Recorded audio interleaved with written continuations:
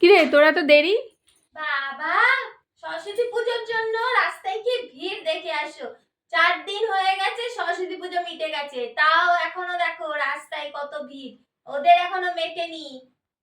ভাসান যাচ্ছে এখন, ভাসান প্রসেশন করে ভাসান যাচ্ছে এখন, ট্যাঙ্ক পার্টি বাজিয়ে। দুর্গা পুজো অন্য সব পুজো ফেল, এখন সরস্বতী পুজো সবার আগে চলে গেছে। এখন থিম পুজো হচ্ছে কলকাতায়, কলকাতার বাইরেও হচ্ছে থিম পুজো। কেন হবে না? সরস্বতী ঠাকুর সবার আগেই থাকা উচিত। হ্যাঁ, ওর থেকে বিদ্যা বুদ্ধি সব নিয়ে সবাই কইরা কামাইয়া খায়, আর ওরা সবার পিছনে ফেলবা? হ্যাঁ, ঠিক করছে, সবার আগে সরস্বতী থাকা উচিত এখন। ও বলে আমি কেন পিছিয়ে থাকবো? ঠিকই তো, বিদ্যা বুদ্ধি ওর নিয়ে সবাই কামাইয়া খায়, ওর পূজা একটু জাঁকজমক, ঠিক, একদম ঠিক, খুব ভালো। আরো 10 দিন যদি বাড়ে আমি আরো খুশি হব।